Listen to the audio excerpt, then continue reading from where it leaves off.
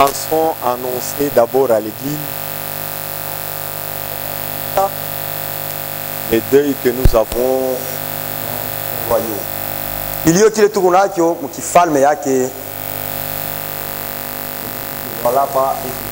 Kanisa Lualaba kuna kilio. De perdre un bien-aimé dans le Seigneur. Tunatokea kupoteza mpendwa ndani ya Bwana. Mukalai. Ndugu Mukalai. Il y en a qui sont déjà au courant. Kubali banisha kujua. Et ceux qui ne sont pas au courant. Na bale abaya jua bado. Tenons à vous informer que l'église est en deuil. Tunamijulisha kusema kanisa iko na kilio. Le corps du frère est encore à la morgue à la Jekamine. Mwili ya ndugu kule ku morgue ku Jekamine. Et demain on ira prendre ce corps pour venir avec ça à Lualaba. Kesho ndio batenda kubeba ile mwili juu akwana yo Lualaba. Nous sommes priés de nous rendre tous au deuil à partir de 19h. Anatusishe bote twende kukilio kuanzia pa 19h.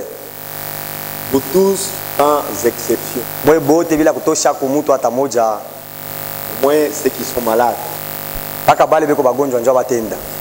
Maladies qui peuvent vous empêcher de marcher. Magonjwa ile inaweza kumizuiza kutembea. Nous demandons à la chorale d'être là avant. Tunaomba kukwaya ipate kufika mbele ya wakati. Les conducteurs des chants mettent cela en ordre. Mongozi wa nyimbo atayarishe ile kitu mzuri. Et nous tous nous ferons là. Kasote tutakuwa kule. Nous ferons un programme avec les prédicateurs. Tafanya oroza mwana bahubiri en guise de consoler d'abord l'église. Du kwanza kufariji kanisa, consoler la sœur, kufariji dada et les enfants que les frères a laissés. Akufariji batoto bali ndugu anaacha. Nous allons prêcher de manière à amener encore l'espérance dans les cœurs de gens. Tahubiri munamuna ya kuleta tena matumaini ndani ya bantu et de faire comprendre aux gens que la mort est inévitable. Na kufikisha bantu mkipimo ya kuelewa kusema hakuna namuna ya kukwepa lufu. Dieu seul est souverain. Mungu yeye pekee anajendea. Il nous fait quitter ce monde de la manière dont lui veut. Eko natutosha mu hii dunia munamuna ile yeye anataka. Il y a les autres qui iront vivants. Kubengine batenda bazima, les autres vont passer par la mort. Wengine batapitia kwa kifo. Et quand la mort vient, na wakati lufu inafika, il est une mort. Ikifo tu. Malgré la manière dont elle vient. Ijapokuwa namuna ile kunakuya, que ça soit par noyade, ipitie kuibila mumai, par le feu, wala kupitia moto, par un accident, wala kupitia msiba, par une maladie, kupitia magonjwa, par un fusil, wala kupitia kupikiwa risasi. Tout c'est la mort. Yote ile ni lufu. Mais nous en tant que chrétiens, nous devons être prêts de tous côtés. Tunapaswa kuwa tayari mungambo yote. Nous n'avons pas peur de la mort. Atuogope lufu. Un chrétien ne peut pas avoir peur de mourir. Mkristo asiwezi kuwa na boka ya kufa. Il doit accepter cela. Anapaswa kuichika. Ça fait partie de la parole de Dieu. Nayo ni sehemu ya sauti ya Mungu. Comme vous croyez aux bénédictions de Dieu, vous croyez à la vie éternelle, vous croyez à tout ce que Dieu a dit dans sa parole. La mort fait partie de ce qu'aussi Dieu a dit dans sa parole. Nous devons l'accepter, nous devons la croire, mais se préparer en conséquence. Que Dieu vous bénisse. Nous allons revenir encore sur cette communication à la fin du culte. Nous nous levons pour lire la parole de Dieu. Continuons toujours avec notre prédication concernant l'ordre dans l'église, la partie des diacres. Aujourd'hui, nous allons parler de l'aide financière. Comment les diacres vont procéder pour aider les saints financièrement et spirituellement. Nous lisons dans Actes toujours chapitre 6. Nasoma paka mwandiko wetu Matendo ya Mitume sura 6. Et de cela qu'il est question. Ni pa ile andiko njo peko ile mambo. En ce temps-là, au verset 1, Mstari wa kwanza, le nombre de disciples augmenta.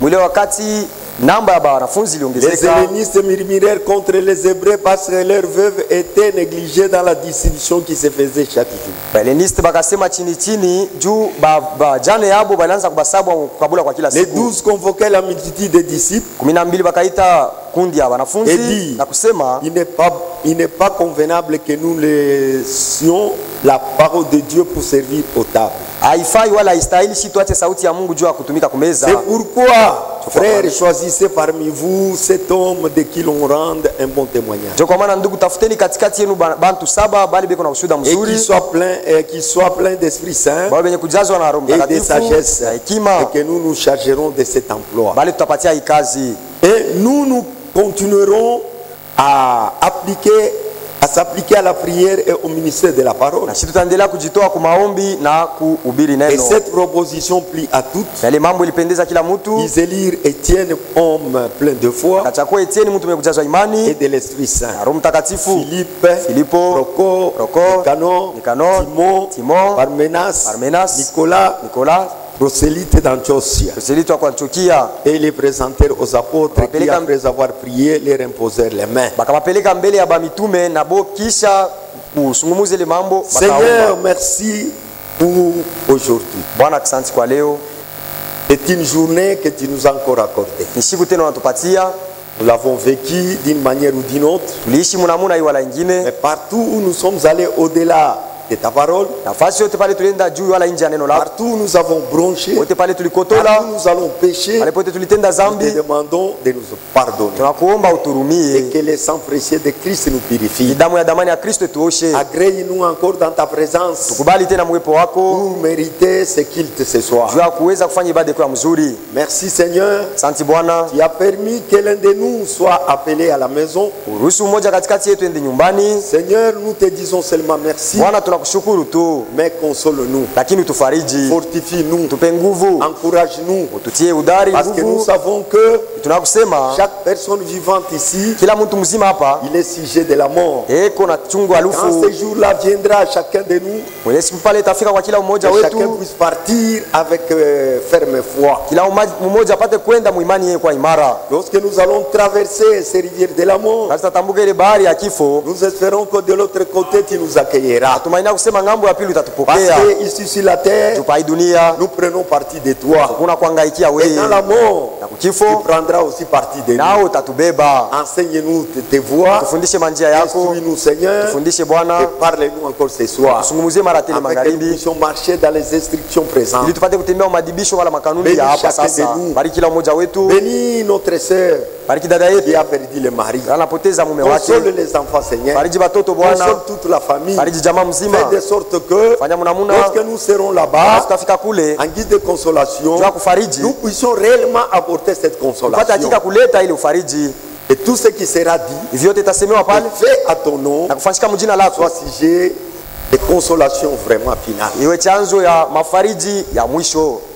Et utilise chacun de nous Natumikisha kila mmoja wetu pour que ceci soit mené à bien, ili mambo itembee mzuri, pour ta gloire, jua utukufu wa jina yako, pour notre consolation. jua ufariji Au wetu, nom de notre Seigneur jina Jésus. Bwana wetu Yesu Kristo. Amen. Amen.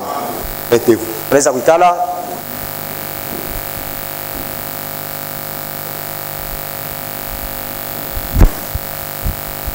Nous parlons sur l'office des diacres, Kunasema pa ofisi ya bashemashi, mais au troisième point, lakini pa nukta ya tatu, le diacre en tant que groupe d'aide financier dans l'église bashemashi sa kundi ya usaidizi kufeza mkanisa et ceux qui se préoccupent des problèmes des saints na benye kuangaikia matatizo wala mamambo ya watakatifu dans les domaines spirituels mwali ya kiroho et dans les domaines physiques na mkimwili, doivent se préoccuper pour les besoins des saints concernant la nourriture et les vêtements. wanapasa kuangaikia mahitaji ya watakatifu kuile inaangalia chakula na mavazi. C'était ça même le choix des premiers diacres dans l'église de Jérusalem. Les apôtres ne voulaient pas s'inquiéter de cela parce qu'ils ne pouvaient pas avoir le temps de prier et de prêcher la parole. Alors ils ont choisi 7 hommes. Ils ont chargé à la distribution de nourriture. Au début de l'église, c'était ça la tâche des diacres. Et à la fin, ce n'est pas seulement ça. Le diaconat est devenu un ministère dans l'église locale. Et nous avons reçu la révélation du temps de la fin et nous définissons à ce terme. Comme il est dit dans l'opération des offices.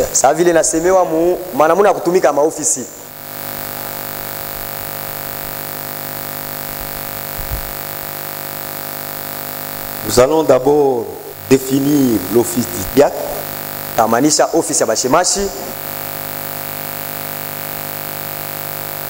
Il dit ceci. L'office des diacres, tel que lit selon la parole de Dieu, ces gens sont là conformément à la parole. Et de la manière d'Abraham Tabernacle, et d'agir comme un office d'assistance spirituelle au pasteur. Ils doivent assister le pasteur dans toutes ses activités spirituelles. Ils ont liberté de parole pour présenter au pasteur tout programme au bénéfice qui pourrait bénir le bien-être de l'église.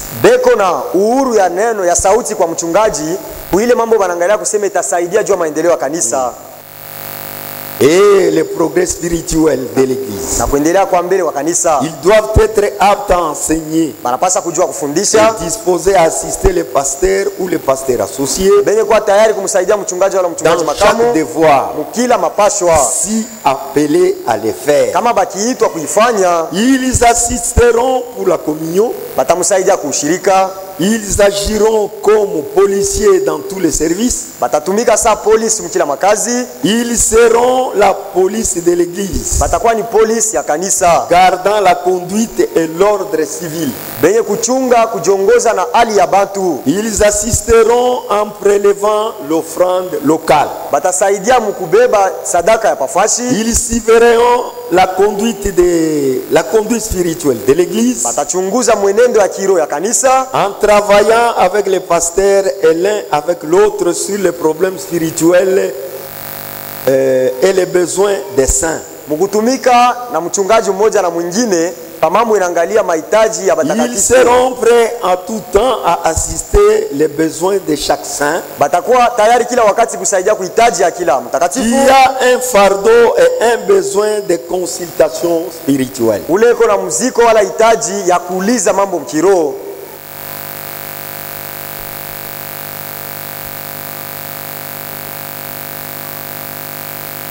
Je m'arrête par là, puisque c'est le point essentiel que nous allons aborder. L'aide de l'assistance financière. Aider chaque membre qui en aura besoin. Celui qui a un fardeau, que ce soit spirituel, les diacres doivent aider ces gens-là. S'ils ont des difficultés dans la foi, la manière de leur marche n'est pas correcte, s'ils ont des problèmes spirituels, les diacres doivent aider les saints. Et quand il y a une demande quelconque sur les besoins de la nourriture ou des vêtements, ce sont les diacres qui seront consultés. Ce n'est pas l'affaire du pasteur, ni des administrateurs, ni de n'importe quel ministre. Les fidèles doivent s'adresser aux diacres. Avant d'aborder cela, nous voulons d'abord finir un point qui était resté. L'église doit être un endroit de tranquillité. Ça doit être un endroit où le calme règne absolument. Inapaswa kuwa fasi pale kimya iko natawala hakika. Puisque nous venons adorer un Dieu qui doit être respecté. Juu tunakuwa kuabudu Mungu na anastahili kuheshimiwa. Un Dieu qui doit être honoré. Mungu anapaswa kuheshimiwa. Et Dieu nous exige le respect envers lui. Na Mungu anatukazirisha tupate kumheshimia. Il demande le respect envers son église. Anaomba heshima kwa kanisa yake. Et lorsque nous entrons, Na wakati tuko naingia, nous devons entrer dans l'ordre. tunapaswa kuingia musawa. Nous devons être tranquilles. Tunapaswa kwa ustarehe kabisa. Pas de bruit, Pasipo makelele, pas de chuchotement. bila kusema kwa chini On ne chini. peut pas se lever pour aller demander un bic à quelqu'un. Hawezi kusimama kwenda kulomba kalamu ya wino kwa mtu On ne mwingine. peut pas laisser les enfants circuler dans l'église. Hawezi kuacha watoto kusunguka mkanisa. Ça doit être un lieu très calme. Inapaswa kwa fasi ya kimya kabisa. Chacun de nous entre avec un objectif. Kila mmoja anaingia na shabaha, Il doit se consacrer. anapaswa kujitoa, Il doit donner son cœur à Dieu. anapaswa kutoa roho yake kwa Mungu, Dans l'esprit de la prière. roho ya maombi, Dans l'esprit de l'adoration. roho ya kuabudu Avant que le culte ne commence. kabla ya mwanzo ya ibada. Chacun est dans la prière. Kila mmoja kwa maombi, S'il ne prie pas, ama siombe, il peut commencer à lire la Bible. anaweza hata kusoma Biblia. Quand vous priez, Kama ukiomba, vous priez une prière intérieure. uko naomba maombi ya ndani. Vous ne devez pas prier pour gêner celui qui est à côté de vous. Hautaomba juu ya kuuzi ule kwa kumpembeni Puisque yako. nous tous, nous devons garder le calme. Sote tunapasa kuchunga kimya. Ça doit être un lieu très très calme. Inapasa kwa fasi ya kimya na kimya Un jour, kabisa. Frère Branham était parti visiter une église quelque part en Amérique. Siku ndugu Branham alienda kutembelea kanisa mwa kwa Amerika. C'était des pentecôtistes. Kwa bantu wa Pentecosta. Puisque lui sondait presque des églises pour voir la manière dont il Juu travaille. alianza kuingia makanisa kwa tena juu akona namna beko natumika. Et il a trouvé que dans cette église, il y avait de l'ordre très spécial. Na alikuta mwile kanisa kusema ulikuwa usawa iku ya mzuri kabisa. Et il se disait, le jour où j'aurai une église, Na anaanza kusema siku mimi nitakuwa na kanisa, je vais aussi imiter cette manière de conduire les choses. na mimi tafuatilisha kwa namna kuongoza vitu sawa Il bantu. dit, vous pouviez écouter même une aiguille tomber. Anasema mnaweza kusikia hata kanisa linaweza kuanguka. Shindano, l'aiguille. Mnaweza kusikia hata shindano À inaanguka. cause de ce calme qui Juu ya règne. ile kimya iku mwili À cause kanisa. de cette tranquillité. Juu ya ile Si ukimya. quelqu'un faisait tomber même une aiguille, Mtu akiweza kuangusha hata shindano, vous savez le bruit qui fait l'aiguille là. unaona makelele shindano inafanyaka kama inaanguka. C'est difficile d'écouter cela. Iko nguvu kuisikia, Mais quand il y a du calme lakini kama kuko et la kimya tranquillité, na starehe, vous écouterez même le bruit de cette aiguille. utasikia na ile makelele ya shindano linaanguka. Quel calme. Kimya namna kani. Voyez. Unaona? Et il a voulu cela. Na alipenda Il kabisa a ile vu la mambo. manière dont les diacres se tenaient dans l'église. Unaona namna bashemashi walikuwa mkanisa. Il voyait que chaque porte était gardée par un diacre. Aliona kusema kila mlango ililindwa na shemashi. Comme là, il y a Frère Chitembo qui est assis, l'autre est là, mais il y a une porte là qui est vide. Na vile ndugu Chitemboko pale Qu'un kila mlango pale diacre va kwa. là-bas, l'autre reste ici. Shemashi mwingine ende pale, mwingine abakie huku. Vous ne pouvez pas laisser là, vous êtes à deux mains, une porte. Quelqu'un fait surgir, on est en train de parler sur la sécurité. Basi hapa kingo, hatuwezi Ici, kuacha mlango encore, wazi. il n'y a personne. Huku na huko kuna mtu. Tous les diacres ne sont pas là. Shemashi bote bana hapo. Nous avons au moins 6 diacres. Tuko na bashemashi Il y 6. a un qui est malade. Huku moja mgonjwa. C'est notre frère Serge qui est à Kolwezi.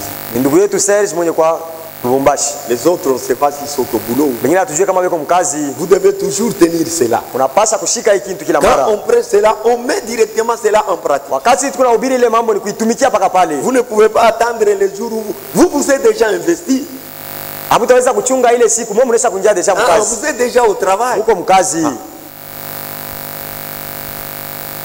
Nous lisons l'ordre dans l'église de 1963, Tunasoma usawa mkanisa ya 1963, paragraphe 149. aya 149.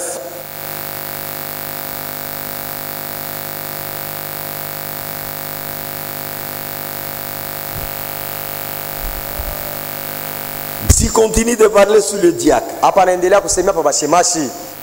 Maintenant les diacres, Sasa bashemashi, les diacres de l'église, bashemashi ya mkanisa. comme je l'ai dit, Sasa vile nilisema, ils sont la police de l'église. bo ni polisi ya kanisa. Mais l'église n'est pas une maison de rencontre générale.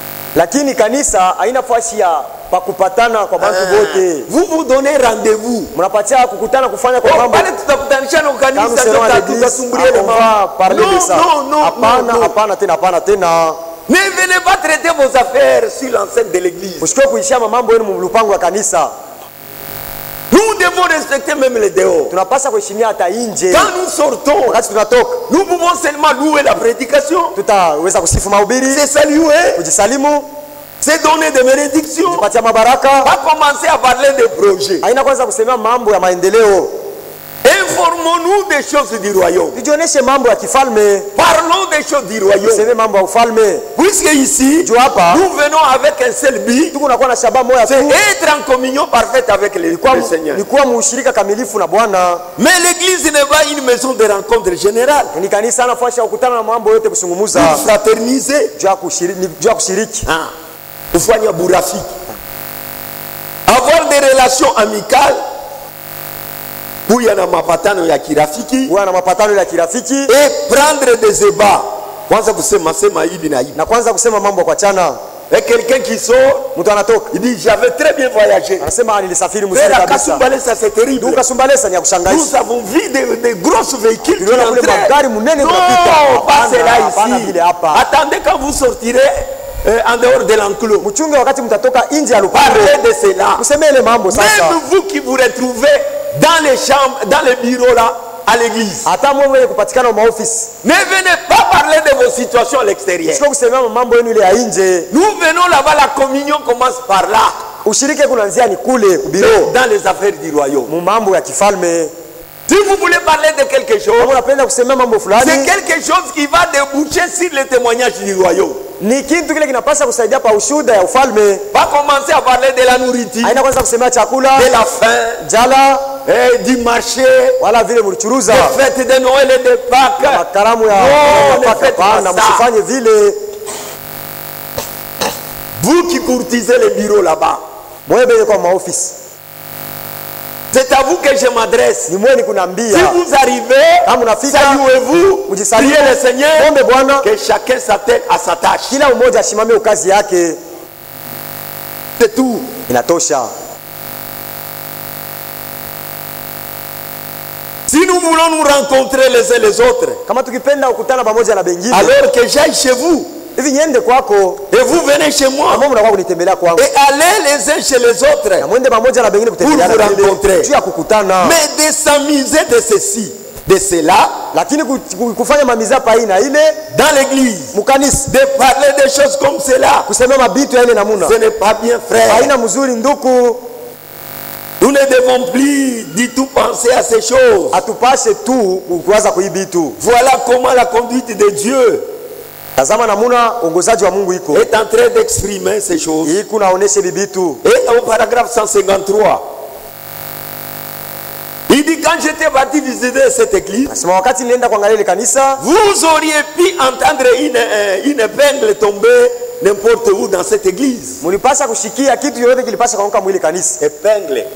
Mulipasha Quand il kusikia. dit cela, puisque c'est la moindre des petites choses, Anasema hivi juu ya pengle ni kitu kaloko kabisa. il faut dire correctement ça. Sema kuisi. Vous Inapasha kusema voyez sawa. une épingle, Unaona pengle elle est moindre. ni kaloko, Mais quand elle tombe, lakini kakianguka, même lorsque nous parlons ici, hata wakati personne ne tunasubiria, peut écouter cela. hakuna anaweza kushikia, Le bruit ne sera pas perçu. makelele Mais haitashikilika. si nous sommes dans le calme, Lakini kama tuko kimya, nous entendrons ce bruit-là. tutashikia kule kuanguka kwa pengle. Et tout le monde est dans cette église, tout le monde était en prière. Na mwile kanisa bantu bote walikuwa maombi. Pendant au moins 30 minutes avant qu'on ait attaqué la première note. Ilikuwa 30 minutes kabla ya kufika pa ile barua ya kwanza. Kwanza mbele ya bo kuimba mwimbo ya kwanza. Bantu bote walikuwa en prière. Vous entrez ici, Unaingia hapa, concentrez-vous. Vous vous concentrez. unajitayarisha. C'est-à-dire vous êtes maintenant en direct avec les trônes. Sema pale mko tayari kabisa karibu na Parfois kiti ya c'est pour enzi. cela que nous manquons même des manifestations de l'esprit au milieu de nous. Ila mara ni juu ya ile tuko nakosa hata kujionyesha kwa Roho Mtakatifu Puisque katikati nous yetu. venons, Tuko nakuya, mais nos pensées sont derrière. lakini mawazo yetu kunyuma wala Nous nje. venons, Unakuya, nos pensées sont ailleurs. mawazo yetu kuinje. Nous venons, nos Nakuya, pensées sont aussi fixées sur nos difficultés. mawazo yetu kunaangalia paka pa Or, matatizo tuko quand nayo. nous entrons dans l'église, Bali wakati tunaingia nous mkanisa, devons chercher à être connectés avec le ciel. tunapaswa kutafuta tukue mshirika na Et mbingu. quand nous entrons dans la prière, Sasa tunaingia maombi, Dieu ouvrira le ciel. Mungu atafungula mbingu. Et si nous sommes concentrés de cette Na kama tuko manière, tayari juu ya maombi, Et c'est là que Branham dit, Ile Branham anasema si l'église est prête, kama kanisa iko tayari, Dieu aussi sera prêt. Mungu naye atakuwa tayari. Mais parfois nous venons, on est distrait. Lakini saa zingine tuko nakuya benye kulengama. Nous devons garder cette attitude-là. Tunapaswa kulinda ile hali.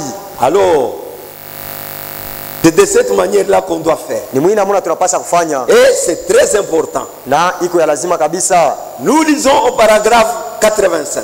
Asoma paragraphe 85. Vous venez ici pour adorer. Mnakuya hapa juu ya kuabudu. Pas même pour vous rencontrer. Haina juu ya kukutana tu. Ceci n'est pas un terrain de pique-nique. Hii nafasi ya picnic ya michezo. Ce n'est pas un endroit pour se rendre visite. Haina nafasi ya kutembeleana. C'est le lieu de visitation du Saint-Esprit. Ni nafasi ile Roho Mtakatifu anapaswa kututembelea.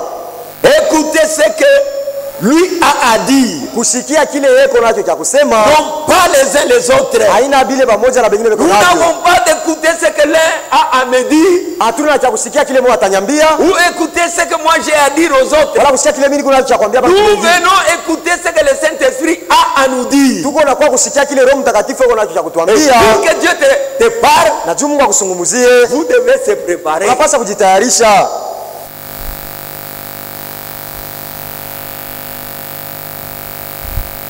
Nous ne venons pas pour fraterniser les uns avec les autres. Hatukuja jua kufanya burafiki pamoja na bengine. Nous venons ici pour fraterniser avec Christ. Tunakuwa hapa kushiriki na Kristo. Ceci est la maison Hii d'adoration ni nyumba ya mabudu. et les enfants doivent être disciplinés. Na batoto wanapaswa kuwa benye kuheshimu kanuni. Nous allons parler aussi des enfants quand nous serons sur le problème de parler sur l'école de dimanche. Tutasemea tena pa batoto wakati tutafika pa mambo inaangalia masomo ya muyenga. Je vous lis dans cet âge de l'église, Msumia mu nyakati 7 ya kanisa. dans Révélation de 7 sceaux, Ufunuo ya mihuri 7 à la page 4, ukurasa 4 paragraphe 25. aya 25. Donc maintenant, Seki hapa dans les bâtiments, hapa sasa kibombashi je pense que nous devrions, puisqu'il a été consacré ou qu'il sera consacré dans quelques minutes, nous devrions être dans l'adoration. juu hii kibombashi ilitolewa litatolewa mudakika kidogo. Tunapaswa kuwa mabudu, Être dans l'adoration de Dieu. kuwa mabudu ya Mungu. Nous devrions faire en sorte qu'il reste.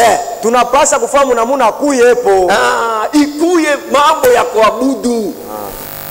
On ne peut pas oublier cela. Hatuwezi kusabwa. Dans les églises aujourd'hui, Makanisa leo, frère, donc nous visitons les églises. tunatembelea makanisa, mwende mkaone. C'était marché.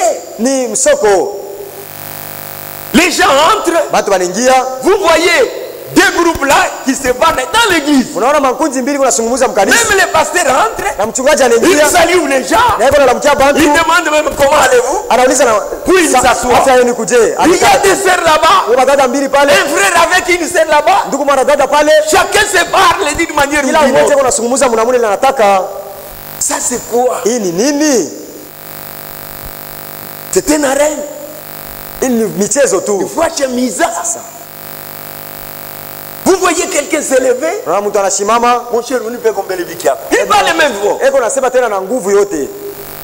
Dis, nikacheko papier unitumie. Dans les églises comme ça, Mumakanisa biko hivi. Amen. un désordre phénoménal. Muzozo moya hatari.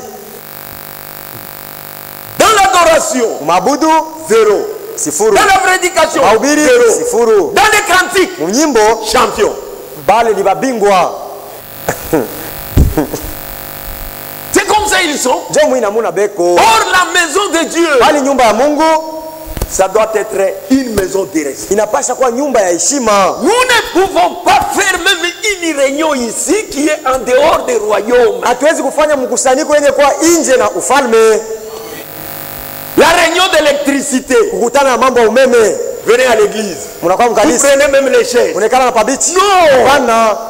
Ici, Hapa on ne peut pas faire même la publicité des marchandises. hatuwezi hata kusemea vitu ya kuzisha hapa. Ici, Hapa. on ne peut pas venir faire une propagande pour chercher la maison à un frère. Hatuwezi kuwa kutangaza wala kutafuta manamuna ya kutafuta nyumba ya nduku. Non. Hapana. Ici, c'est la maison de Dieu. Hii ni nyumba ya Mungu. Tout ce qui est en relation avec Dieu Yote ile kutumu mapatano na Mungu doit être fait ici. inapaswa kufanyikana hapa.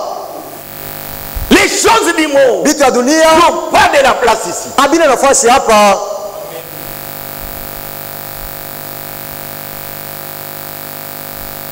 On ne devrait jamais acheter ni vendre dans les bâtiments. Hatupasi kuuza wala kuzisha umu mkibumbashi mkanisa. Vous comprendrez pourquoi Mutaelewa sababu ni nini? nos chaises ne sortent jamais ici Biti yetu haitokaka pakamwe pour aller même au deuil d'un frère. juu ya kwenda hata ukiliwe cha ndugu. Même si c'est chez moi, Hata kama ni kwangu, vous n'avez pas droit de prendre ces chaises hamuna ruhusa kubeba hivi biti et l'amener chez moi juu ya kuvipeleka kwa avec les gens mchungaji s'assoient. juu watu wekale. Non, Hapana, ce sont des choses consacrées à ni l'éternel. vitu vilitolewa kwa Bwana. Même les instruments Hata vitu ya vyombo tunavyo chez hapa nous ici, kwetu ça hapa ne peut pas sortir. haviwezi kutoka. Nous allons demander à l'administrateur, à l'administration, Taomba kwa administrator d'acheter les instruments qui serviront au deuil. batuzie kwa vyombo vile taanza kusaidia ukilio. Ce seront les instruments spécialement pour le deuil. Vile na vile vitakuwa ni juu ya kilio tu.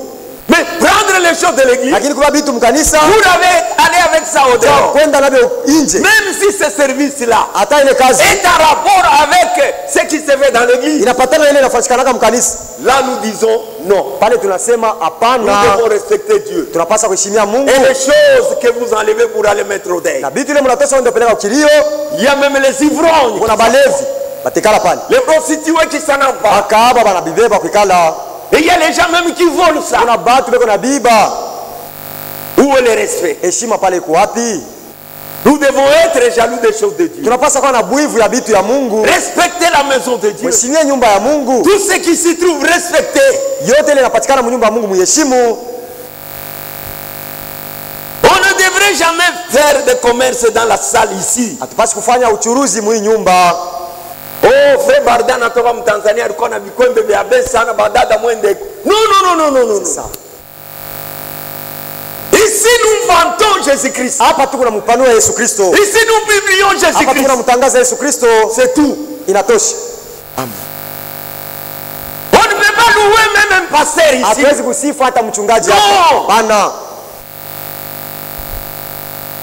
C'est ce que vous devez retenir. Vile mnapasha kushika. Cela ne devrait jamais se faire. Ila haipasi kufanyikana kamwe. Par exemple, Kwa mfano, de permettre à des prédicateurs de venir vendre des livres. kuruhusu bahubiri bakwe bahubiri bauzishe vitabu. Non. Hapana.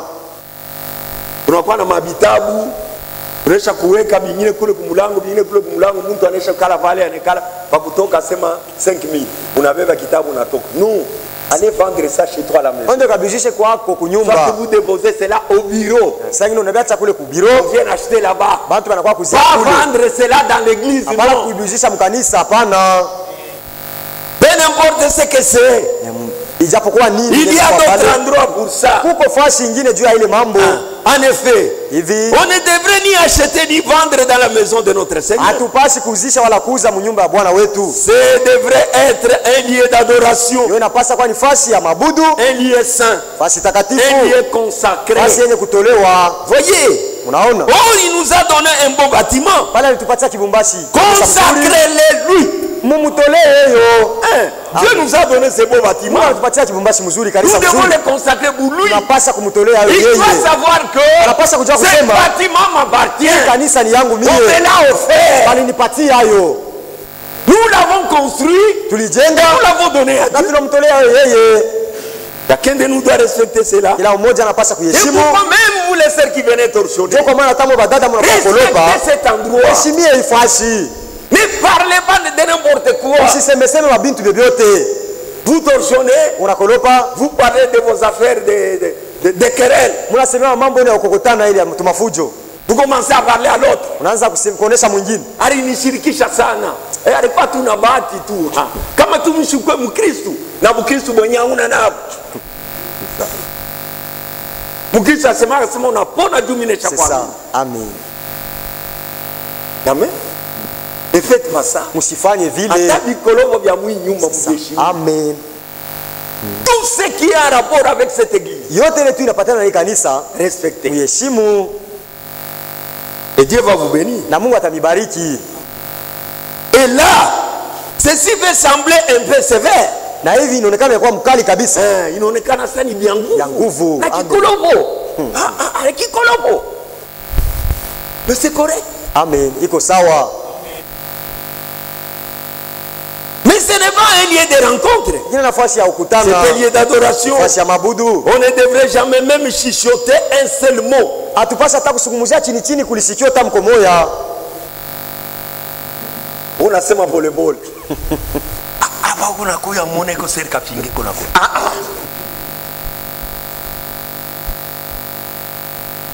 Il n'y a que les diacres Kuko paka bashemashi. qui ont cette autorité. Bale beko na ile mamlaka. Ils ont assermenté pour ça. Bali tia kiapo juu ya ile. S'il ne veut pas vous parler à l'oreille, Kama sipende kuambia mlisikio, il va t'appeler à l'extérieur. atakuita nje. Amen. Il peut venir Anaweza voir kuja les anciens kuona bazee et leur parler à l'oreille. na kumwambia mlisikio. Un programme en rapport avec le culte. Oroza ile napatana na ibada. Soit ici il y a un problème urgent à l'extérieur, Wala kama kuko mambo ya haraka kabisa nje, il peut venir parler à l'oreille du pasteur. anaweza kumwambia mchungaji mlisikio. Mais vous n'avez pas ce droit-là. Lakini wewe hauna na ruhusa ya kufanya vile, Et nous devons respecter cela. na tunapaswa kuheshimia. Jamais même chuchoter un seul mot en dehors de l'adoration. Kama hata kusema tu chini chini tamko moja nje ya ibada. Ici à l'intérieur. Humu ndani, À moins que ça soit absolument nécessaire. omwe ikuye ya lazima kabisa. Kama iko ya lazima, hapa unekala unaona ke kuko mambo mwa fulani ifo ule dada iko kumbele yako mubiti 5 ile mambo mfukie haina wewe utalamuka ukamwonyesha. Lamuka toka nje uita diakre pa mlango ukamwonyesha. Niko besoin na dada fulani huko mambo fulani hivi na hivi na hivi. Badiakre bataka kumuita anaenda nje mnasumbulia kisha mnarudi. C'est ça l'ordre. Hii njo usawa. Amen. On ne devrait jamais s'attrouper.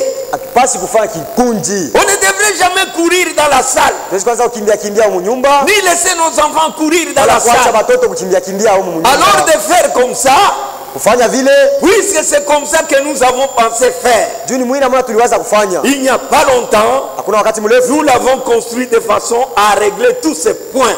tuliyenga munamuna ya kutengeneza manukta yote. Maintenant, nous avons établi ça ici. Sasa hapa tunaiweka umu. Alléluia. Amen. On ne peut pas laisser les enfants circuler. Tuwezi kuacha watoto kuzunguka. Notre Dieu est sévère. Mungu wetu ni mkali. Toi, tu vois un bébé, Wewe unaona mtoto mchanga, Dieu voit un dérangement. Mungu wako unaona tu ni mvuruko. Dieu peut frapper même le bébé. Mungu anaweza kupika hata mtoto Dans mchanga. sa maison, c'est la discipline. Munyumba yake ni kanuni tu. Lorsqu'un bébé commence à déranger, Mtoto anaanza kuvuruka ne le vitu, déposez pas par terre. usimweke usimshushe Vous chini le laissez marcher, wala kumwacha kutembea. prendre des malacas, Anze kubeba michagaï, chakala et aller de l'autre de côté de l'autre. kwenda ingambo na ingine. No. Hapana, Faites-le sortir. umtoshe nje. Mwende nayo ukamnyamashisha. Amen. Utanielezea mambo ya maklasi de l'école de dimanche vile kufanyika. Utamiambia mambo ya manyumba yako. Amen. Ne donnez jamais de biscuits aux enfants. Patie mabiskuit kwa batoto mu kanisa. Vous avez des bonbons, Kuna bonbon, des miettes de pain qui tombent. vipande ya mikate tunaanguka. Et quand vous sortez, Wakati unatoka, l'église, le diacre constate cela. bashemashi banaona bila uliacha pale vya Et il y a mchafu. de ces sœurs-là qui donnent des biscuits aux enfants. Kusema huko badada wanapatia batoto biskuit Si mkanisa. vous voulez les faire manger du biscuit, Kama unapenda kumpatia biskuit akule wala mkate, allez avec lui dehors. wende naye nje. Pas dans l'église. Hapana mkanisa. Si vous voulez faire téter l'enfant, Kama unapenda kunyonyesha mtoto, couvrez-vous, ujifinike, le téter. umunyonyeshe. Si vous n'avez pas cette occasion, allez à l'extérieur avec lui. Kama uweze kufanya vile, wende naye Faites nje, le téter, puis rentrez. umunyonyeshe tena uingie. L'église de Dieu, Kanisa ya Mungu c'est un endroit strict. ni fashi moja peko kanuni mkali. Et nous devons respecter cela. Tunapasha kuheshimia. Voilà ce que je voulais ajouter par rapport à la tranquillité. Hii ndio nipenda kuongeza hapa ustarehe. Maintenant, nous parlons des problèmes d'aide financière. Sasa tunazungumzia hapa mambo ya usaidizi mfedha. Les diacres sont là pour prélever l'offrande dans l'église. Bashemashi beko kujua kubeba sadaka mkanisa. Ils aident à cette charge financière. Beko nasaidia kuile kazi ya fedha. Quand ils prélèvent l'offrande, Kati banabeba ile sadaka, ils vont comptabiliser cela ataibalula et remettre aux administrateurs. na kuipeleka ku administrator. Et les administrateurs les donneront au caissier. Administrator nao wataipatia kwa mchunga akiba. Ils surveillent la conduite des fidèles. Beko nachunguza mwenendo ya baminifu. Et pourquoi ils sont policiers pour veiller sur ça? Ndio kwa maana ni polisi juu ya kukesha pa ile Ne mambo. dites pas, oh, moi, mnaanza kunifuatafuata sana. C'est leur travail. Ni kazi yao kufuatafuata. Kama unakuya mtu tutakufuata. Amen. Wengi ulikuya kuchokoza Mungu. Amen. Mungu nashana tupa madroit ya kuveiller les uns sur les autres. Kukesha pamoja juu ya bengine. Hatutakuacha. Amen. Oh, mwena tu mambo tuloko. Mumambo ya Mungu amugalake mambo kiloko na ya munene. Mungu yuko napenda aone unatembea mnamna moya ya kunyoloka. Amen. Kama unaanza kufanya mambo inaanza kuharisha bantu, inakuharisha kanisa, batakuya sasa. Juba kusaidia na sauti ya Mungu, seri unasikia haifa ifanyika lake. Hilo lifanye na sauti ya Mungu. Amen. Jo usaidizi ya kiroho. Kukusaidia mkiroho ni kama una matatizo muimani, mu maisha yako ya kiroho. Unaenda kona badiakre, mushikie mwangu munyumba, shikia nishishidie barabara ya imani yangu, kwa mambo aiendeke hivi na hivi, unebeleza batakusaidia. Ni kazi ya badiakre.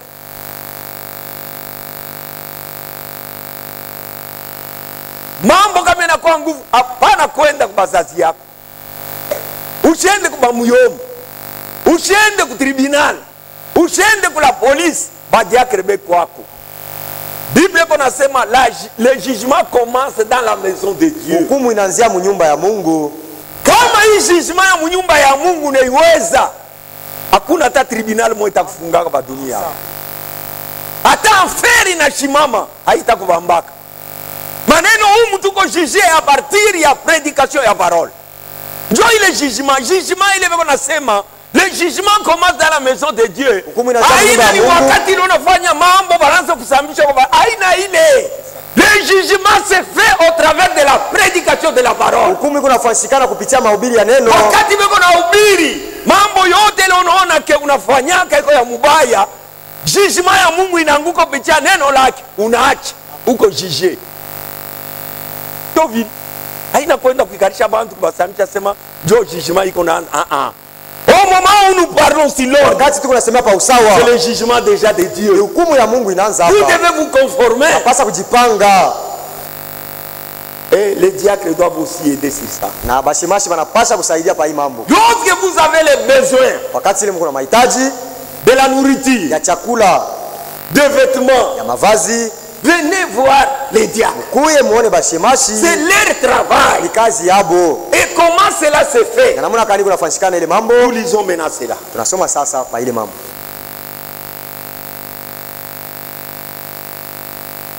Nous sommes toujours dans l'église. On a posé la question à Frère Branham. Et la question 220. Et ulizo 220. On lui a demandé ceci. Comment l'église devra-t-elle agir lors des demandes d'aide financière pour la nourriture et les vêtements? Kanisa itatenda namuna kani wakati kuko hitaji ya chakula wala mavazi? Comment agir? Namuna kani ya kutenda? Que devrait faire l'église? Kanisa inapaswa kufanya nini? Écoutez la réponse. Msikie jibu. Nous sommes conscients que tuko na dhamiri kusema wala tunajua kusema l'église est responsable des siens. Kanisa iko nangaikia bake. Voilà là où la réponse commence. Tazama pale jibu inaanzia. L'aide doit être là. Usaidizi inapaswa kuwa hapo. Les secours doivent être là. Saada inapaswa kuwa hapo. Mais lakini l'église est responsable des siens. Kanisa iko nangaikia ni bake. Sasa bale bake ni banani? Sawa. Kanisa inapaswa kuangaikia bake. On continue. Ce sont des membres ni bamemba de notre assemblée. Ya mkusanyiko yetu. Nous sommes entièrement responsables aussi longtemps que nous avons nous avons les moyens de subvenir à leurs besoins. Tuko na muziko wa kubasaidia wakati wote tunaweza kubasaidia mahitaji yao. Nous sommes responsables de notre. Tuko na ile kazi ya kusaidia betu. C'est-à-dire des membres réguliers. Ni kusema bana memba bale beko musawa. Bale bana kuyaka saa yote. Amen. Bale beko régulier, c'est ceux qui viennent soutenir cette église par l'aide présence. Bale beko nakuwa kusaidia ikanisa na kuya tu kwabo. On avait un débat avec les hommes de Dieu. Tulikuwa kana mazungumzo mwana batumishi ya Mungu Si ces problèmes ici. pa hii mambo. Moi je disais, Mimi nilikuwa nasema les véritables membres selon la parole de Dieu, bana memba wa kweli kufuatana neno la Mungu. c'est ceux qui donnent et c'est ceux qui viennent soutenir l'église par leur présence. Bale beko nakuwa kusaidia kanisa na kuya kwabo. Et ceux qui donnent la dîme et l'offrande. Na beko naleta chekumi na sadaka. Dans l'ordination des diacres, c'est comme ça qu'il est écrit. Mu usawa ya bashemashi ndio hivi wanaandika. Véritablement, Mwana memba wa kweli c'est lui d'abord qui est visible, ni ule iko naonekana. qui vient soutenir l'église par sa présence. Yeko na kwa kusaidia kanisa na Ana kuya kwake. mloswa. C'est ça. Ana ule kuna kwa na kanisa sasa vile frère Senga anasemaka délestage. Kulofalofa leo anakuwa kesho ashukuru. Mumwenji mwangu na kwa kanisa 4 fois. Tu n'es pas un membre, Hauna mwana memba. tu n'as pas fait le preuve d'être membre. Aoneshe kusema wewe mwana memba. Oui, C'est ça. mais il y avait une question qui s'était posée, Lakini kulikuwa ulizo mwe ulizika de dire que ya kusema si la main gauche donne, kama mkono wa shoto inakabula, que la main droite ne sache pas. mkono ya kume isijue.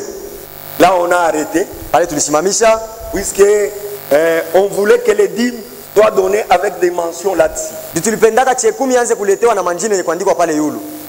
Par rapport à la parole de Dieu, Kufuatana na sauti ya Mungu cela n'a pas tenu bon. ila ikushimame mzuri Et cela était tombé. na ile ilianguka. Nous connaissons les membres, ce que nous voyons. Sisi tunajua bana memba wale tunaona.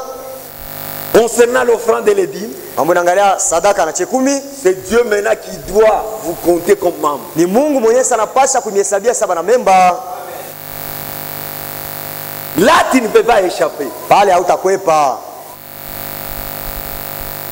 Comme la main droite ne peut pas savoir, Sasa vile mkono ya kume haiwezi kujua, mais il y a une bonne main droite qui doit connaître. lakini kuku mkono mzuri kabisa ya kume ile inapasha kujua. C'est la présence de Dieu Ni uwepo wa Mungu qui connaît tout ce que tu fais. mwenye yenye kujua kile kitu kunafanya. Et nous connaissons les membres, ceux qui viennent soutenir l'église par leur présence, Sisi tunajua bana memba wale wanakuwa kusaidia kanisa qui sont réguliers, lenye kwamba kila siku qui kuja, sont fidèles au lenye tabernacle. kwa baaminifu kutabernakle. Frère, être fidèle, c'est-à-dire Kwa quoi? mwaminifu ni kusema nini? Vous soutenez l'église dans toutes ses difficultés aussi. Huku nasaidia kanisa matatizo yake yote. L'église aussi a ses problèmes. Kanisa nawe kuna mambo yayo. Nous devons construire, Napasa nous kujenga, devons sarcler les parcelles. napasa kuweka Nous sommes mpango, engagés. kuna kilio, Ce sont les difficultés de l'église. matatizo ya Nous kanisa. devons être fidèles à cela. Napasa kuwa baaminifu kuile. Pas seulement un membre, Hapana paka mais mwanamemba celui qui tu, est aussi fidèle. lakini mwenye kwa tena mwaminifu. Ça passe bien. Inapita mzuri. La fidélité. Mwaminifu.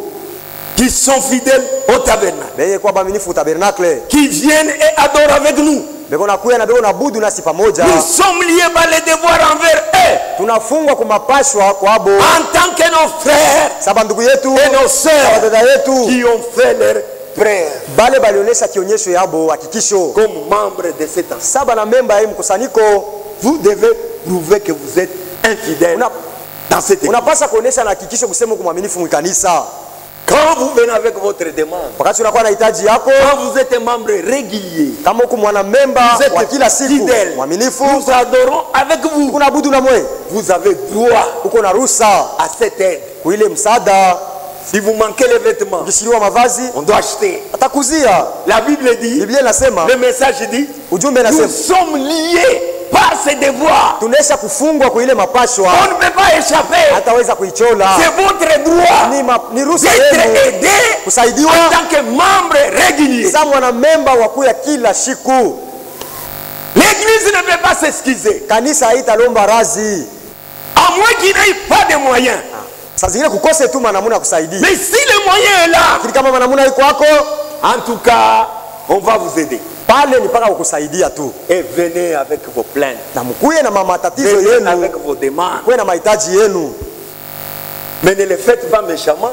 Sasa usifanye kubukali tu, Muro mbaya. roho mubaya. Si vous avez manqué réellement quelque chose, Kama kiko nashiriwa na kitu fulani et Dieu voit les cœurs, na Mungu anaona moyo, venez. mkuye.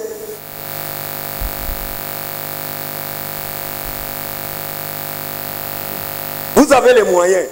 d'acheter même un cercueil. Kuna namuna ya kuuza kwa sanduku. Votre famille a des moyens Jamaa yako kuna manamuna d'acheter ce cercueil-là. kuuza ile sanduku juu yenu. Il est fait méchamment. Lakini amefanya tu muro mubaya. Oh non, tuchungeni kanisa yabo ikuzi. Ça c'est méchant. Ile ni bubaya tu. On est de ceux qui sont dépourvus. Anasaidiaka bale banashiriwa bashipo kitu. Vous avez les moyens de payer même les soins médicaux, Una fedha ya kuuza kwa madawa, même de vous faire soigner. wale ya kujitunzisha. Ah non, mimi nendo kanisa, mimi napeleka kama madini yangu, kule mimi paka batenda kunipa. Mais tu le fais méchamment. Pale unaifanya muro mubaya. Abi. Hii bakie, mimi nesha kutoka sana kule kanisa, leo mimi naenda na mimi paka batanipa. Afu kama bakupe frère. Batakosa kunipa je. Ça c'est pas correct.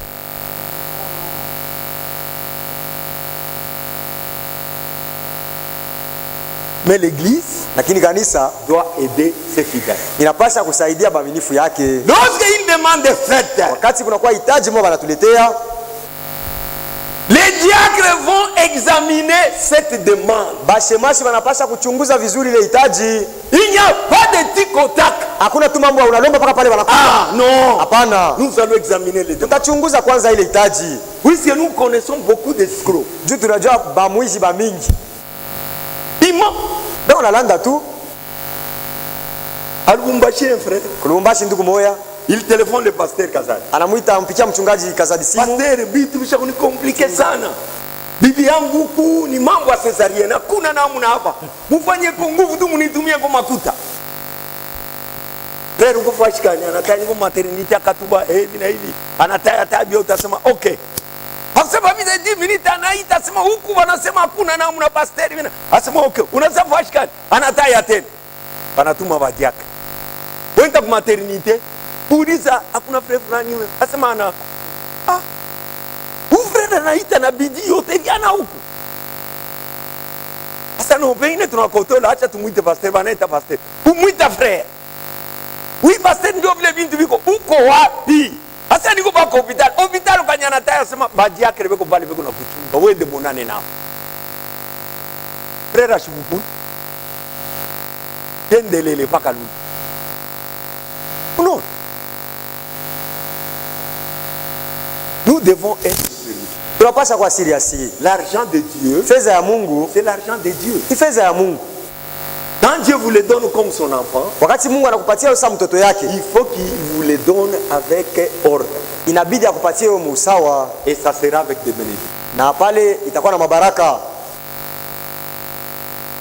Unakuya kama ni vix usha kupakala mumacho isha kwa rouge na machozi kunatoka. Frère kuna na nini asema hii kipompa njoo kiasisi frère na makuta yote na nisha frère munipe kwa tumago. Bantu ya Mungu na ile buluma ya bumungu bule. Wewe kichite mumwangalilie koyo. Banenda kutafuta chansa 50 milioni wanakupa. Asa bashunguluke kukuta wewe yuko nakula malaki mu restaurant. Kwenda kwa vitali kutafuta mtoto mwenyewe ule beko naweka maji. Arshina hapa. Bantu ya Mungu hatuna kile tafanya. Me mwenye makuta ndio atakupinda hayo. Soyons honnêtes. Tukuwe bakunyoloka. Nous avons connu des cas pareils. Tuliona mamambo ya Même hivi. ici. Hata hapa Et diacre connaît. bashimashi banajua. Une sœur vient, Dada mwanakuya il dit ma mère est morte. anasema mama yangu anakufa. Il est mort, je ne sais pas si c'est à dire Lolo à Mouchacha. Anakufa kudilo leo yako mchacha 17 vile On alisema. prend l'argent, Anana fedha, On donne. anampatia on va se renseigner. kwenda kufuata fuata ile mambo. C'était faux. Bilikuwa tu bya bongo. Cette sœur a déjà même quitté cette église. Ule dada sasa kutoka na mwi kanisa. Elle n'est plus même dans ce village. Ashina na mwi mjini. Demandez honnêtement, on va vous donner. Pombe tu namuna inastahili batakupatia. Ne cherchez pas à mentir. Usitafute kulanda. Et nous allons examiner les demandes. Na tutachunguza ile hitaji. Et quand les demandes est examinée, Kama ile mahitaji inachunguzwa, il y a aussi des cas urgents. kuko tena na mambo ile inapasa kutimizia haraka. Par exemple, une sœur Kwa mfano dada moyo doit passer par la césarienne. banapasa kumupasula, Mais ils n'ont pas d'argent. lakini abana na fedha. On n'a pas le temps d'aller examiner pour voir si c'est réellement ça ou pas. Hatutafuta tu tukatafute kujua kama ndio vile biko wala pana. Là, on intervient directement Pale ni kusaidia kwa upesi. pour sauver la vie de quelqu'un. Jua kuponesha hapo buzima ya Le reste, mtu. on le verra après. Hii nyingine utaifuata kisha. Mais si un homme vient dit bibi yangu anatafuta kumopere, ile sa bibi yako ana tena malaria ya kumopere, unamtakia nini? Bongo tu juba kupe mfranga, oh bibi yangu kuna mopere atabata mpoa cesaria alikuwa kana mimba mwaka kati. Yote bile ni mama yetu, mama lisi tu ya shetani. Venez tout bonnement, venez tout calmement. Kwa tu musawa. Et quand vous avez un besoin qui engage l'église, Wakati ule kuna hitaji ile naangalia kanisa, venez à l'église, mko kanisa, voyez les diacres, ona bashemashi, ils vont vous recevoir. atakupokea. Ne venez pas chez moi Sikuwe kumuona pour mchungaji. me demander un besoin de l'église. Sikuwe kuniuliza hitaji moja kanisa. Non, Hapana. les besoins de l'église, venez à l'église. Hitaji ya kanisa mko kanisa. Si c'est un problème personnel Kama ni mambo ya upekee entre toi et moi, kati ya wewe na mchungaji, Venez me voir. pale kwa umuone mchungaji n'engagez sasa. pas l'église. Pale useke muile C'est mambo entre moi et kanisa. toi. Ni kati ya wewe na mchungaji. Et il y a les gens qui disent, Sasa kama tunasema mimi nakuya kanisa ni Kongo chez Franck. Depuis quand? Wende musemu, umetodisi ndio kana kongwesha franga mkani. Franga ya Mungu te kongwesha na maana. Et il y a des églises qui font ça. na huko makanisa kunafanya hivi. Mtu anabeba franga ya Mungu mkanisa. 500,000 wanampatia. Banamwonyesha sema hivi unaenda kufanya commerce na wewe kurudisha utarudisha na intérêt. C'est une honte. Ile ni aya. Mishi seme bintu yasa niko nawaza. Ce sont des choses que j'ai vécues Ni vitu vile niliishi et les choses que na j'entends vitu vile avec ninasikia des preuves des fidèles de ces églises na là. vithibitisho ya bale baaminifu wa ile makanisa. Je vous dis la vérité. Naambia kweli, Ici vous avez un Dieu qui vous aime. hapa mko na Mungu mwenye ananipenda. Il y a des fidèles qui meurent dans les églises. Uko baaminifu bale nakufa makanisa. C'est ça. Amen. Je vous dis la vérité, le pasteur est là. C'est ça. Tanduku ndio shitaye kwa takutai. Tout ça c'est quoi? Hiyo yote ni nini? Abayue sauti ya C'est ça. Abayue sauti ya Mungu. Na hii tuko na nimeambia hapa, njo revelation ya sauti ya Mungu. Kama uko na mambo kuya ona badiaka. Na ikuye mambo kweli, ikuye ya kiro, ikuye ya mwili, batakusaidia. Kama ni mtu mpekee wendo kamoni. Poze mahitaji yako frere, shikia mambo yangu niko na hivi na hivi na hivi na hivi. Nani wakusaidia? Atakusaidia. Kama ni mambo inaangalia kanisa, itakubatia. Hapana kuna mambo ile kanisa inapaswa kusaidia, unaenda kwa kaba. Unaenda kwa wale watumishi wa Mungu, haina mambo yabo. Mambo yenu mwenye ni bale bantu bale badia. Wende mkebileze mambo.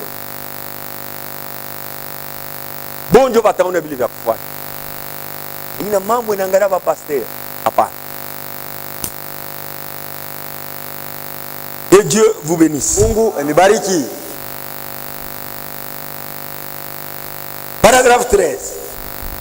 Aya 13. Les diacres sont ceux qui doivent régler ces conflits et ces problèmes. Bashemashi ndio wanapasha kuangaikia hii mambo Parce kuisha. que dans la Bible, Jumu Biblia lorsque Sylvain 7:18 concernant la nourriture et wakati les kulikuwa vêtements, mikokotano ya kuangalia chakula na mavazi et ainsi de suite, na ile inaendelea dans le livre des Actes, mu kitabu ya Matendo ya Mitume, on fit appel aux apôtres à ce sujet. baliita ba mitume pa hii mambo Et ceci dit, na balisema choisissez donc parmi vous 7 hommes. mchakule katikati yenu bantu 7,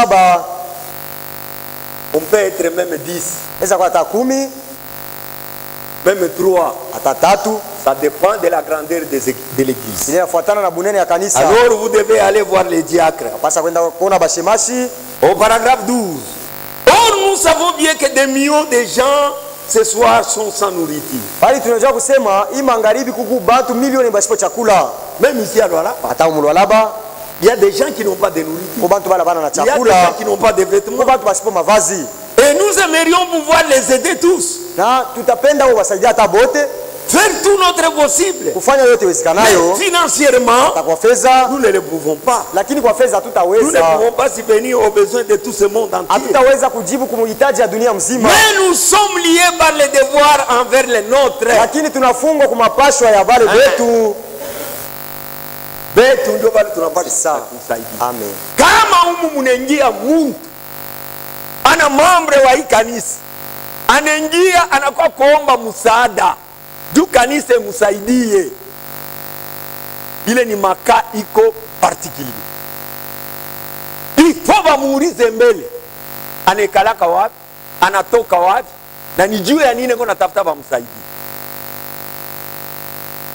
Kama bana reunir ile maelema yote banaona kaiko bien eke mukanisi badiakra ba decide kumupatia, Branham analeta conseil, anasema ule muntu saa vile ana wetu ashimame pa mulango pale, pastor ataomba kanisa du ule kona namuna pa kutoka anze kumupatia pale kona toka, yani aisha kushimama to atanaweka mikono hivi, to ateko na chapeau yake anavula anaweka, ule kona 5 anampatia, ule kona 10 anampatia, ule kona 3 anampatia, mnamsaidia anaenda mwile namu. Me betu shie mwile namu pana duni mugeni ule anakuya atumujuu. Donc nous devons aussi examiner les demandes. Sisi tunapaswa kuangalisha na yenyewe mahitaji. Paragraphe 106.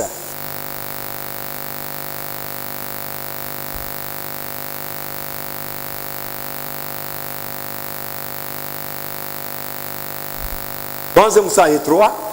Mais s'il s'agit de quelqu'un à l'extérieur, si un homme dit qu'il a faim et que quelqu'un veut retirer quelque chose de sa poche pour lui faire le monde, cela vous regarde.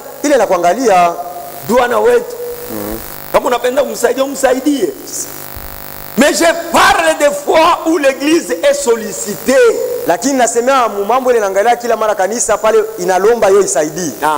Donc si l'on demande aux membres de l'église de faire un don, maintenant, bien sûr, si vous avez un évangéliste qui prêche ici, vous aurez convenu avant qu'il vienne, vous savez, soit de lui donner une offrande ou lui payer un salaire ou ce qu'il voudra. Wala munaona kama munaweza kumpatia yako ni sadaka wala kumpatia yako saa mshahara wala ile yatataka. Mule mwerobe mwetazini mwerobe tu yote mshima. Kama mhubiri anatafuta kwenda kuhubiri fuashi au bana muinvite kwa uhubiri, banegalaka be unasikilizana salary ile batamulipa. Kama mimi nakuwa kuhubiri mtanilipa ngapi? Banasikilizana. Nitakupatia $100. Kama nasema $100 mimi sitakuja. Ashitakuja. D'autant pas 300 anakuwa kudini. Toi banampatia offrande. Ndio vile bintu vile Frère Branham connaissait. Mais mu cadre yetu hapana. Mu message du temps de la fin, on ne prêche pas pour l'argent. Atubiri juu ya fedha. Unaweza kwenda kufashi unahubiri même si on t'a rien donné. Atakapokupatia kitu, c'est ça. Oh bashi mnahubiri amunipata kitu. Non. Désir parfois alianza kusema Ranzo kwambia ba mitume asema hapa mnaanza kwenda ubiri et chacun prépare sa bourse. Kila mmoja atayarishe franga yake. Ça fait partie aussi de la parole. Ile ndio ni sehemu ya neno. Kama unafika kufashi unahubiri hakuna kintu na makutenye ya njia banashinda kukupa dosha yako lipa tena continue.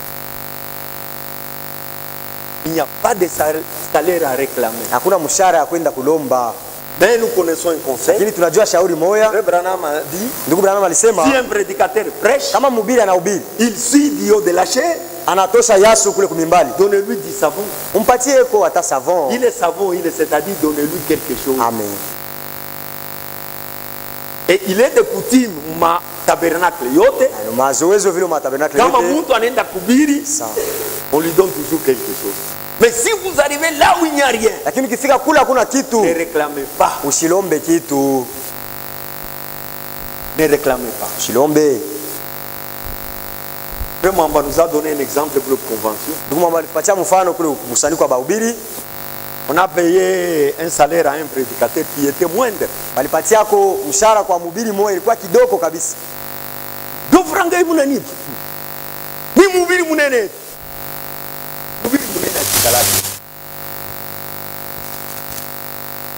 Kama wanakupatia il y a 1000 francs, bébé, remercier le Seigneur. Ah. Mais on sait que nous avons des gens pas de beko bien enseigné avec alake na roho ya kuweza kuteswa mhubiri kama naku. Personnellement, j'ai déjà voyagé beaucoup. On nous met très à l'aise. Mukula, mouma déjeuner, mou voyage, on nous met à l'aise. Comme on est dans la pour la pouna ma moyen, ou de prendre même en charge ouais moi. Mais ouais oublie ça outil. Que Dieu vous bénisse. Nous allons terminer dans 5 minutes. Mais si cette personne ici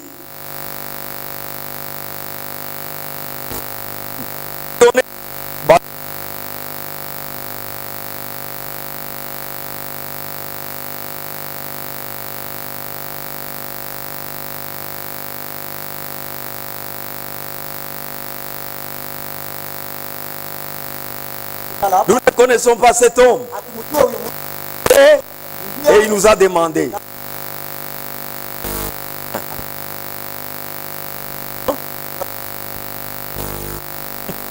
d'examiner cela, d'examiner cette demande. S'il y a quelque chose comme ça, s'il y a quelque chose concernant quelqu'un de notre, nos pauvres diacres vont examiner ces demandes. Voyez-vous? Et si c'est valable, alors faites-les. Si ce n'est pas valable, alors ne les faites pas. Vous n'avez pas l'obligation. Il y a des demandes qui sont valables. Les autres demandes ne sont pas valables. C'est anakuya tu. Diacre, niko besoin en franga nikashukisha nywele. Haina ta valable. Ce sont des demandes qui ne sont pas valables.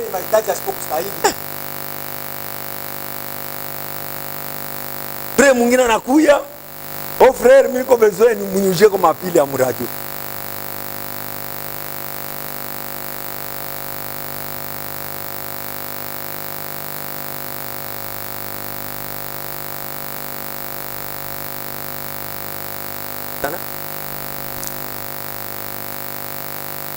Il y a des demandes qui sont valables.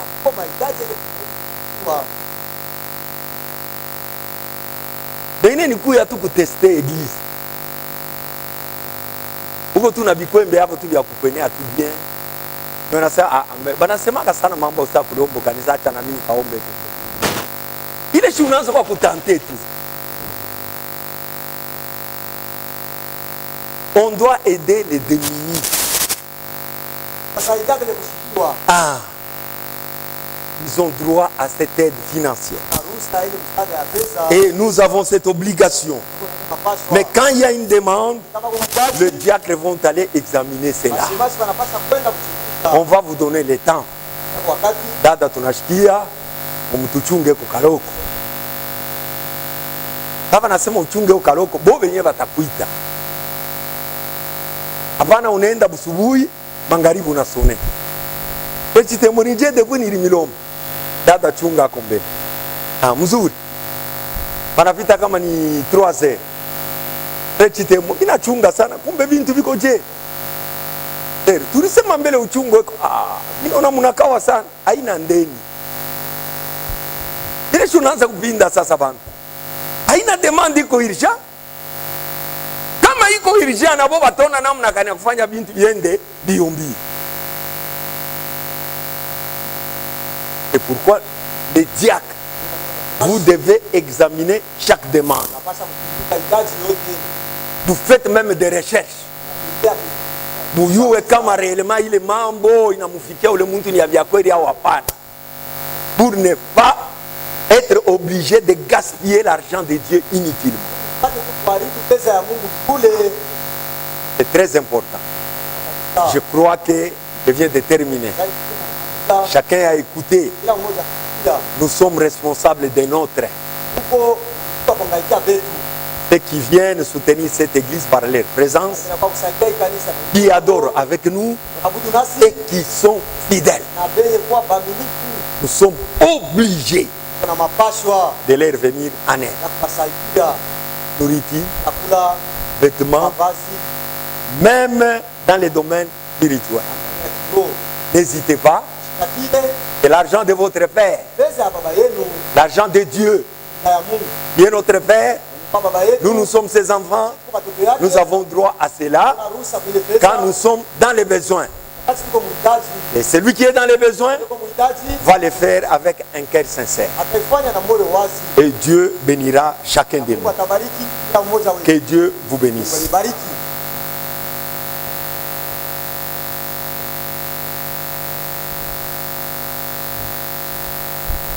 Nous allons prier le Seigneur.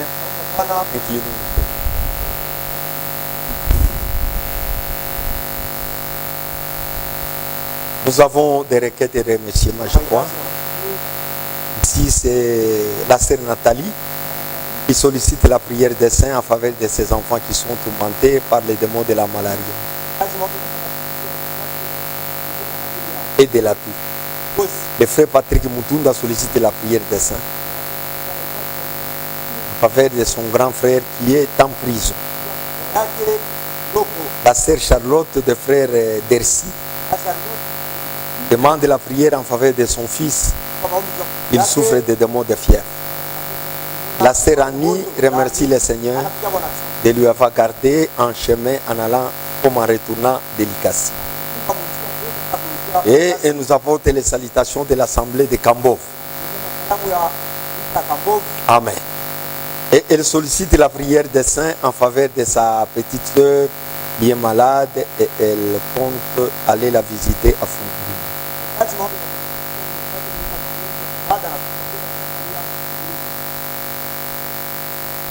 Yesu ni furaha yangu.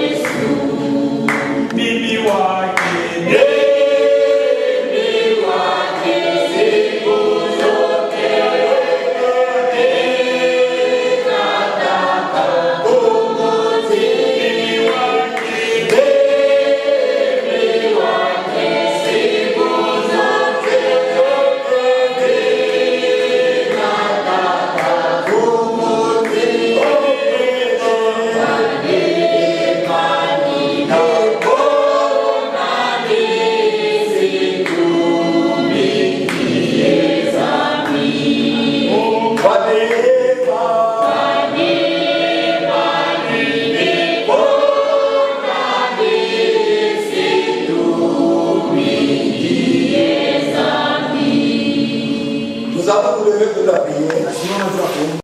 Prions pour que Dieu nous accorde la faveur dans sa maison. Afin que nous puissions respecter sa maison, marcher dans ses instructions, respecter la discipline, afin que cette maison puisse être un véritable lieu d'adoration. L'ordre que vous entendez est venu fraîchement du trône. Et c'était la préoccupation du prophète. Il voulait revoir une église restaurée, établie dans les fondements anciens, comme au temps des apôtres. Et quand il a vu cela, il a remercié beaucoup le Seigneur. Aujourd'hui, nous sommes dans la continuité de la même chose. Nous devons respecter cet endroit. Nous venons pour adorer. Nous venons pour nous rencontrer avec le Seigneur. Nous venons pour parler à Dieu, afin que lui aussi nous parle. Et si nous maintenons cela, l'Esprit sera à l'œuvre. Et Dieu fera descendre ses bénédictions. Vivez cela à la lettre. Et Dieu bénira cette église. Et il bénira chacun de nous. Prions brièvement. Merci. Après avoir écouté ta parole, nous sommes instruits, nous sommes corrigés. Et nous te promettons de marcher dignement. Tu as voulu que dans ton église, l'ordre y règne, que la discipline soit là, pour permettre, Seigneur, à ton esprit d'œuvrer. Car il est dit dans ta parole, tu n'es pas un Dieu de désordre, mais tu es un Dieu d'ordre. Tu viens de nous enseigner ce qui est important pour la bonne marche de cette église. Et que chacun de nous puisse s'atteler à cela. Et ceux qui prestent dans les offices, chacun puisse prendre ceci à cœur.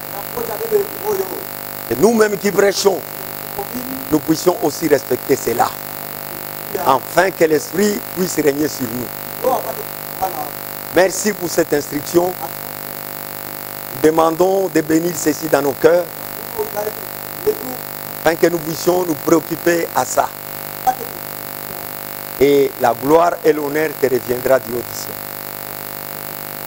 Lorsque les visiteurs viendront dans ces lieux, ils trouveront l'atmosphère céleste. Ils trouveront l'Esprit de Christ en nous. Et l'ordre va régner. Et quand ils seront répartis, ils diront réellement, nous avons été parmi les saints.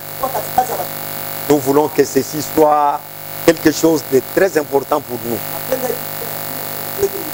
Merci Seigneur. Bénis cette église. Bénis les offices. Bénis ceux qui vont travailler.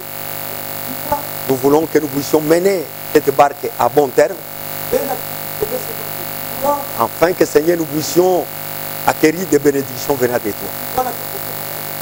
Et chacun les fasse avec zèle, avec sacrifice, avec amour. Et le résultat sera correct. Nous nous attendons à toi, Seigneur. Nous savons que nous sommes des humains, pleins de fautes et des erreurs, qui nous associent à ton œuvre. Sans toi, nous ne pouvons rien. Assiste chacun de nous, aide chacun de nous, afin que nous puissions réussir. Bénis chacun de nous, Seigneur. Nous voulons sortir d'ici. Accompagne chacun de nous jusqu'à sa demain. Au nom de notre Saint Jésus-Christ. Amen. Nous vous rappelons, nous sommes en deuil. Notre bien-aimé frère Moukalaï a été rappelé à la maison. C'est-à-dire, il est mort. Il est encore à Colombie.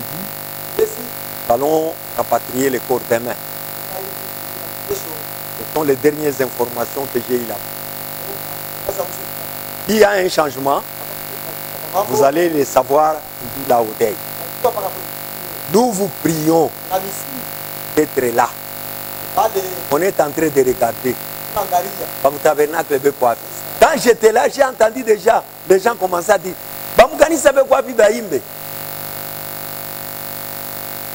mais ils ne connaissent pas notre programme. Personne n'a. Vous avez été informés vraiment à miettes. Maintenant, l'information est générale. Ne venez pas à 22 heures. Vous qui êtes ici, vous êtes loin de là où habite Frère Boukara. Parlez avec votre mari. S'il n'a pas encore mangé, allez faire de la nourriture tout de suite là. Afin que vous puissiez quitter avant le temps. Le matin, nous allons vous libérer. Au moment où nous allons aller chercher le corps. Et vous rentrez encore là-bas pour l'enterrement. Soyez de bons chrétiens, ordonnés et disciplinés. Pleurez avec ceux qui pleurent. On ne sait pas demain ça sera le tour de qui. Imaginez si j'étais chez vous et que vous ne voyez pas, vous ne voyez aucun membre de l'église. Comme qui a toujours la foi dans les membres et ils ne viennent pas, après le deuil, vous abandonnez l'église.